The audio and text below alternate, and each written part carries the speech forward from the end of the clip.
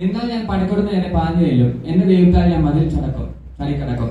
നമ്മുടെ ജീവിതത്തിൽ നമ്മൾ പല ക്ലേശങ്ങൾ നമ്മൾ സഹിക്കുന്നതുണ്ട്, അല്ലെ? നമ്മൾ ജനനം മുതൽ നമ്മൾ ഇപ്പോൾ എത്തിക്കുന്ന സ്റ്റേജ് വരെ നമ്മൾ എത്രത്തോളം നമ്മുടെ ക്ലേശങ്ങളൊക്കെ സഹിച്ചിട്ടാണ് നമ്മൾ ഇവിടെ വന്ന് നിൽക്കുന്നത്. പഠന കാര്യത്തിലായാലും ജോലിയുടെ കാര്യത്തിലായാലും നമ്മൾ പല ക്ലേശങ്ങൾ നമ്മൾ സഹിച്ചിട്ടല്ലേ നമ്മൾ ഇത്ര വരെ എത്തിയത്, അല്ലെ? നമ്മുടെ ജീവിതത്തിലേക്ക് ഒരു പ്രശ്നം തിരിഞ്ഞു നോക്കിയാൽ മതി. അപ്പോഴൊക്കെ നമുക്ക് പറയാൻ ഒരേ ഒരു സാക്ഷിയേ ഉള്ളൂ, എന്റെ ദൈവത്താൽ ഞാൻ മതിൽ ചാടി കിടക്കാം. നമ്മുടെ മുന്നിലുള്ള ഏത് മതിലായാലും നമുക്ക് നിൽക്കുവാൻ ശക്തി നൽകിയത് നമ്മുടെ സർവശക്തനായ ദൈവമാണ്. അപ്പോൾ ആ സാക്ഷ്യത്തിലായി നമ്മൾ ഇപ്പോൾ ഉറച്ചു നിൽക്കുന്നത്. ഇത്രത്തോളം സഹായിച്ച ദൈവത്തിന് ഞാൻ സകല മാനവ മഹത്വം പ്രവേശിച്ച് അർപ്പിച്ചുകൊള്ളുന്നു. ഞാനൊരു മെസ്സേജിന് ഉദ്ദേശിച്ചതാകെ ഇത്രേ ഉള്ളൂ. ഇതിൽ കൂടുതൽ പറയാൻ താല്പര്യമുള്ളവർക്ക് കൂടുതൽ പറയാം വെക്കുകയാണ്. നമ്മുടെ ഇടയിൽ ഒരാൾ എഴുന്നേറ്റിട്ട് അയാൾ ദൈവപുത്രനാണെന്ന് പറയുകയാണ്. അപ്പൊ നമുക്ക് എന്തായിരിക്കും നമുക്ക് അയാളോടുള്ള മനോഭാവം? നമ്മൾ ഈ കാലഘട്ടമല്ല നമ്മൾ ഉദ്ദേശിക്കുന്നത്. ഞാൻ 12,000 വർഷങ്ങൾക്ക് മുമ്പുള്ള ഒരു കാലഘട്ടമാണ് ഞാൻ ഇപ്പോൾ ഉദ്ദേശിക്കുന്നത്. നമ്മുടെ ഇടയിൽ ഒരാൾ എഴുന്നേൽക്കുകയാണ്, എന്നിട്ട് അയാൾ പറയുകയാണ് ഞാൻ ദൈവപുത്രനാണെന്ന്. അപ്പൊ നമുക്ക് അയാളോടുള്ള മനോഭാവം എന്തുമായിരിക്കും? അതോടൊപ്പം തന്നെ നമ്മുടെ പഴയ ഗ്രന്ഥങ്ങളിലൊക്കെ പറഞ്ഞിട്ടുമുണ്ട് അയാളുടെ വരവിനെ പറ്റി. നമുക്ക് എന്തായിരിക്കും നമുക്ക് അയാളുടെ മനോഭാവം? അപ്പൊ നമ്മുടെ യഹൂദന്മാരുടെ ജീവിതം നമ്മൾ എടുത്തു നോക്കിയാൽ നമുക്ക് അറിയാൻ പറ്റും. അവരെ മിസ്രൈമിൽ നിന്ന് കനാനിലേക്ക് വിളിച്ചുകൊണ്ട് വന്നത് എന്തിനു വേണ്ടിയായിരുന്നു? ദൈവത്തെ ആരാധിക്കാൻ വേണ്ടിയായിരുന്നു, അല്ലാതെ അവർക്കൊരു മതം ഉണ്ടാക്കുവാനോ അല്ലാതെ അവരൊരു രീതിക്കോ ഒന്നുമല്ല. പക്ഷെ അവർക്ക് ഈ 10,000 വർഷം അവരൊരു ദൈവത്തെ വിളിക്കുന്നതിന് പകരം അവരൊരു മതരൂപീകരണമാണോ നടന്നതെന്ന് നമുക്ക് ചിന്തിക്കേണ്ടിയിരിക്കുന്നു. കാരണം ഒരു മതം ഫോം ആകുമ്പോഴാണ് അവിടെ അവർക്ക് കണ്ടീഷൻസ് വരുന്നത്. യഹൂദന്മാർ യേശുക്രിസ്തുവിൽ നോക്കിയപ്പോൾ അവർക്ക് പല കാര്യങ്ങൾ അവർക്ക് കാണാൻ കഴിഞ്ഞു. ഒന്നാമതെന്ന് പറയുവാണെങ്കിൽ അവർ പശുത്തൊഴുത്തിൽ ജനിച്ചവനാണ്. അവരെ നോക്കിയപ്പോൾ കണ്ടത് അവർ പശുത്തൊഴുത്തിൽ ജനിച്ചവനാണ്. രണ്ടാമത്തെ കാര്യം നോക്കിയപ്പോൾ ഇവൻ തച്ചന്റെ മകനല്ലയോ എന്നാണ് ചോദിച്ചത്. Is a son of carpenter, അവൻ തച്ചന്റെ മകനല്ലയോ? അവനെങ്ങനെ ഇത്ര അറിവ് കിട്ടിയത്? അവനെങ്ങനെ ഇതൊക്കെ പറയാൻ പറ്റുന്നത്? അങ്ങനെ പല കാര്യങ്ങൾ അവർ മനസ്സിലേക്ക് വന്നു. മൂന്നാമത്തെ കാര്യം അവർ ചിന്തിച്ചത് എന്താണ്? അവർ ദരിദ്രന്മാരോട് പാപികളോടും പിന്നെ പാവപ്പെട്ടവരോടൊക്കെ സുവിശേഷം അറിയിക്കുന്നു. അവരുടെ ഇടയിലുള്ളവരെ പോലെ പെരുമാറുന്നു, അവരിലേക്ക് ഇറങ്ങി ചെല്ലുന്നു. അവരിലേക്ക് ഇറങ്ങുന്നു. അവരെന്തുകൊണ്ട് ഹയർ ക്ലാസ്സിലേക്ക് അവൻ പോകുന്നില്ല? അവരെപ്പോഴും ലോയും മിഡിൽ ക്ലാസ്സിലേക്ക് അവൻ ഇറങ്ങുന്നു, അവരിലേക്ക് വിളിച്ചറിയിക്കുന്നു. അവർ ഞങ്ങളോടൊക്കെ പറയുന്ന ഫുൾ കുറ്റങ്ങളാണ്. യഹൂദന്മാരോട് മൊത്തം പറഞ്ഞത് എന്താണ്? മൊത്തം കുറ്റങ്ങളാണ്. നിങ്ങൾ എന്തുവാ അങ്ങാടിയിൽ വന്ദനം എന്നൊക്കെ പറഞ്ഞ് പല കുറ്റങ്ങൾ പറയുന്നു. അവൻ എന്തുകൊണ്ടാണ് ആ ക്ലാസ്സിലോട് സംസാരിക്കുന്നത്? ഞങ്ങളുടെ ക്ലാസ്സിലോട് എന്താണ് സംസാരിക്കാത്തത് എന്നൊക്കെ പറയുന്നത്. പിന്നെ അടുത്ത അവരുടെ കണ്ടീഷൻ എന്തുവാന്ന് ചോദിച്ചാൽ അവരെന്താണ്? അവന്റെ ശബത്തിൽ ഒരിക്കലും സൗഖ്യമാക്കാൻ പാടില്ല. ആരെയും സൗഖ്യമാക്കി ഉടനെ വന്നിട്ട് പറയും ഇനി ശബത്തിൽ സൗഖ്യമാക്കാൻ പറ്റത്തില്ല. അങ്ങനെ പല കണ്ടീഷൻസ് ആൻഡ് ക്രൈറ്റീരിയാസ് അവർ കൊണ്ടുവരികയാണ്. അങ്ങനെ ഒരു കണ്ടീഷൻസ് ആൻഡ് ക്രൈറ്റീരിയ കൊണ്ടുവന്നപ്പോഴത്തേക്ക് അവർക്ക് എന്ത് കഴിഞ്ഞില്ല? അവർക്ക് ദൈവത്തെ കാണാൻ കഴിഞ്ഞില്ല. അവർക്കൊരു യേശു പറയുന്നത് എന്തുവാണെന്ന് പോലും അവർ ഗ്രഹിക്കുവാൻ അവർ മുന്നോട്ട് വരുന്നില്ല. അവരുടനെ തന്നെ അവരുടെ ഫ്രണ്ടുകൾക്ക് അവർ കണ്ടീഷൻസ് ഒക്കെ വെക്കുകയാണ്. എന്താണ്? ഇവൻ ഇങ്ങനെയൊക്കെ കാര്യങ്ങളൊക്കെ ഉണ്ട്, അതുകൊണ്ട് ഇവൻ ഒരിക്കലും ദൈവപുത്രനാവാൻ യോഗ്യനല്ല എന്ന് അവർ തന്നെ മാനുഷിക ഇതിൽ അവർ പറയുകയാണ്. അങ്ങനെയൊക്കെ നമ്മൾ നമ്മുടെ ജീവിതത്തിലെ പല കണ്ടീഷൻസ് നമ്മൾ വെക്കാറുണ്ടോ? നമ്മൾ ഒരിക്കലും ചിന്തിക്കേണ്ടതുണ്ട്. എന്നാൽ നമ്മുടെ പഠനകാര്യത്തിലായാലും നമ്മൾ പ്രാർത്ഥിക്കുമ്പോഴും നമ്മൾ പല കണ്ടീഷൻസ് വെച്ചാണ് നമ്മൾ ദൈവത്തോട് നമ്മൾ ഇടപെടുന്നത്. നമ്മൾ അത് വ്യക്തമായി നമ്മൾ പഠിക്കേണ്ടതുണ്ട് ഈ കണ്ടീഷൻസിന്റെ കാര്യം.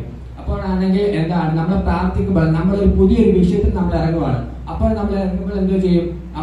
എന്നാ പിന്നെ ഇറങ്ങുമല്ലോ, എന്നാ പിന്നെ ഒരു വാക്യം വായിച്ചേക്കാന്ന് വിചാരിച്ച് നമ്മളൊരു വാക്യം എടുത്ത് വായിക്കും. പക്ഷെ ആദ്യം കിട്ടുന്ന വാക്യം തന്നെ അതിനെതിരായിരിക്കും. അപ്പൊ നമ്മളെന്തോ ചെയ്യും? അവിടെ നിർത്തുവോ? ഇല്ല, നമ്മളപ്പോ മേലോട്ടും വായിക്കും, താഴോട്ടും വായിക്കും. അതിന് അനുയോജ്യമായ വാക്യം നമ്മൾ തേടി പോകും. എന്നിട്ട് എവിടെയെങ്കിലും ഒരു വാക്യം കിട്ടിയാൽ നമ്മളെന്ന് പറയും ഈ വാക്യം പോലെ ഞങ്ങളുടെ വിഷയത്തിന് ഭവിക്കണേ നമ്മളത് പ്രാർത്ഥിക്കും, അല്ലെ? നമ്മൾ ഒരിക്കലും നമ്മുടെ ഹിതത്തിന് വേണ്ടി നമ്മൾ എപ്പോഴും എന്ത് ചെയ്യും? ദൈവത്തിന്റെ ഇഷ്ടത്തെ നമ്മൾ മാറ്റാൻ ശ്രമിക്കുകയാണ്.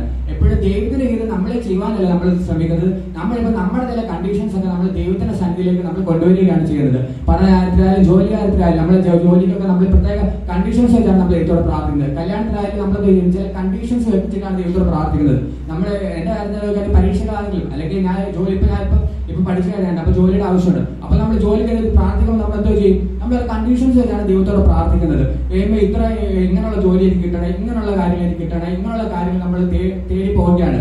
നമ്മൾ ചിന്തിക്കേണ്ടത് നമ്മൾ യഥാർത്ഥത്തിൽ നമ്മൾ ദൈവത്തെയാണോ നമ്മൾ ആശ്രയിക്കാൻ നോക്കുന്നത്?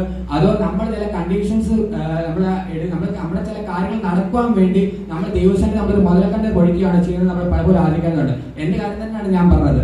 അപ്പോൾ നമ്മൾ ശക്തമായി തന്നെ ദൈവത്തിന്റെ സന്നിധി നമ്മൾ ആശ്രയിക്കുകയാണ് ചെയ്യുന്നത്. ഒരു അൺകണ്ടീഷണൽ റിലേഷൻഷിപ്പ് വിത്ത് ഗോഡ് ആയിരിക്കും നമ്മളെപ്പോഴും നമ്മുടെ ജീവിതത്തിൽ കൊണ്ടുവരേണ്ടത്. കാരണം ദൈവം നമ്മളെ സ്നേഹിച്ചത് ഒരിക്കലും ഒരു കണ്ടീഷൻസ് വെച്ചുകൊണ്ടല്ല. ആണോ? നമ്മളെ ദൈവം നമ്മളെ സ്നേഹിച്ചത്, ദൈവം നമ്മളെ കുരിശിൽ മരിച്ചത് നമുക്ക് ഒരു കണ്ടീഷൻ വെച്ചിട്ടാണോ? നീ ഇതൊക്കെ ചെയ്തത് കൊണ്ട്, നീ എനിക്ക് വേണ്ടി നിന്നത് കൊണ്ടാണ് ഞാൻ നിനക്ക് വേണ്ടി ക്രൂശിൽ മരിച്ചതെന്ന് പറയാൻ പറ്റുമോ? ഇല്ല. നമ്മൾ ഏത് ജാതിയിലായാലും, ഏത് മതത്തിൽപ്പെട്ടവനായാലും, ഏത് ഏത് ധനവാനായാലും പാവപ്പെട്ടവനായാലും എല്ലാവർക്കും വേണ്ടിയാണ് യേശുക്രിസ്തു ജനിച്ചത്. അപ്പോഴും ദൈവം എപ്പോഴും നമുക്ക് വേണ്ടി നിന്നത് അൺകണ്ടീഷണൽ ആയിട്ടാണ്. അപ്പോൾ നമ്മളും ജീവിതത്തിൽ നമ്മൾ എപ്പോഴായാലും, നമ്മൾ പ്രാർത്ഥിക്കുമ്പോഴായാലും ഒരിക്കലും നമ്മളൊരു കണ്ടീഷൻ വെച്ച് ദൈവസന്നിധിയിൽ നിൽക്കാൻ പാടില്ല. നമ്മളെപ്പോഴും ദൈവത്തോട് നമ്മൾ മൊഴി ഹൃദയത്തോടെ നമ്മൾ ദൈവത്തിന്റെ സന്നിധിയിൽ നിൽക്കുമ്പോൾ നമ്മളൊരു അൺകണ്ടീഷണൽ ആയിട്ട് വേണം നിൽക്കാൻ. ഒരിക്കലും ഒരു കണ്ടീഷൻ വെച്ചുകൊണ്ട് ദൈവസന്നിധിയിൽ നിൽക്കാൻ പാടില്ല. കണ്ടീഷൻസും ക്രൈറ്റീരിയാസും വെച്ച് ഒരിക്കലും നമ്മൾ ദൈവസന്നിധിയിൽ നിൽക്കാൻ പാടില്ല. അങ്ങനെയൊക്കെ ആണെങ്കിൽ നമ്മുടെ പല വിഷയങ്ങൾക്ക് നമുക്ക് വിടുതൽ ലഭിക്കുമെന്ന് പറഞ്ഞുകൊണ്ട് എന്റെ വാക്കുകൾ തന്നെയായിരുന്നുള്ളൂ. ഇങ്ങനെ മെസ്സേജ് പറയാം, രണ്ട് രീതിയിൽ മെസ്സേജ് പറയാം. ആദ്യത്തെ മെസ്സേജ് പറയുമ്പോൾ രണ്ട് മൂന്ന് സെലക്ഷൻ നിർത്താം. രണ്ടാമത് എന്ന് പറയുകയാണെങ്കിൽ കുറച്ചും കൂടെ പറഞ്ഞ് ഈ മെസ്സേജ് നിർത്താം. അപ്പം ഇങ്ങനെയൊക്കെ നമുക്ക് മെസ്സേജ് പറയണം. അതുകൊണ്ട് ഇത് കമ്പൽസറി ആയിട്ട് പ്രോഗ്രാമാണ്. അതുകൊണ്ട് ഇത് ചെയ്തേ പറ്റത്തുള്ളൂ. കാരണം എന്താണെന്ന് വെച്ചാൽ നമ്മുടെ ഇപ്പോഴത്തെ ലോകം എന്ന് പറയുന്നത് അത്ര നല്ല ലോകമല്ല. കാരണം എന്താണെന്ന് വെച്ചാൽ ഞാൻ ഇപ്പൊ കോളേജിൽ ഞാൻ 4ാമത്തെ വർഷമാണ് പഠിക്കുന്നത്. എന്റെ അത്രയും അറിവും ചിന്താഗതിയും ഇപ്പോൾ ഇരിക്കുന്ന ഇപ്പൊ ഇരിക്കുന്ന 10ാം ക്ലാസ്സിൽ പിള്ളേർക്ക് വരെയുണ്ട്. ഇപ്പോൾ ഞാൻ ചിന്തിക്കുന്ന പോലായിരുന്നു ഇപ്പോൾ ഇരിക്കുന്ന ഈ 5ാം ക്ലാസ് പഠിക്കുന്ന പിള്ളേർ, 10ാം ക്ലാസ് പഠിക്കുന്ന പിള്ളേരൊക്കെ ചിന്തിക്കുന്നത്. കാരണം എന്താണ്? അവർ അത്രത്തോളം എക്സ്പോസ്ഡ് ആണ്. ഈ ലോകത്തെ ടെക്നോളജി വളരുന്നു, മൊബൈൽ ഉപയോഗം കൂടുന്നു, അത്രത്തോളം എക്സ്പോസ്ഡ് ആണ്. അപ്പൊ നമ്മൾ ആ എക്സ്പോസ്ഡ് ലോകത്തിൽ ജീവിക്കുമ്പോൾ ഇവിടുത്തെ കുട്ടികളോടൊക്കെ നമ്മളോട് ഈ ദൈവത്തിന് 2 വാക്ക് പറയുമ്പോൾ അവർക്ക് മടിയാണ്. കാരണം എന്താ? അവർ ഇത്രത്തോളം എക്സ്പോസ്ഡ് ആയിട്ട് കാര്യങ്ങൾ ചെയ്യുമ്പോൾ അവർക്ക് എന്തുകൊണ്ട് ഇത് പറയാൻ പറ്റുന്നില്ല? അപ്പോഴാണ് നമ്മളെ കുട്ടികളെ എപ്പോഴും നമ്മളെ പ്രോത്സാഹിപ്പിക്കണം ഇതിനൊക്കെ പറയുവാൻ വേണ്ടി. നമ്മൾ ഒരിക്കലും അതിന് ഇത് ചെയ്യാൻ പാടില്ല. കാരണം എന്താ വെച്ചാൽ ഇപ്പോൾ ടെക്നോളജി വളർന്നുകൊണ്ടിരിക്കുകയാണ്.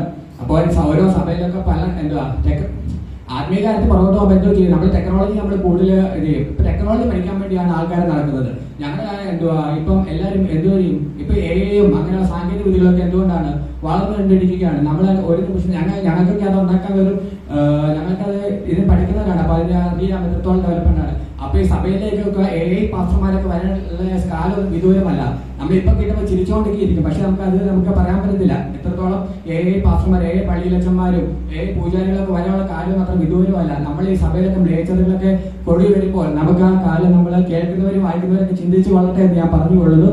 അപ്പോൾ ആ കാലഘട്ടത്തിൽ നമ്മൾ ജീവിക്കുമ്പോൾ കുട്ടികളൊക്കെ അത്രത്തോളം വളരേണ്ടതുണ്ട് എന്ന് ഞാനും പറഞ്ഞുകൊള്ളുന്നു.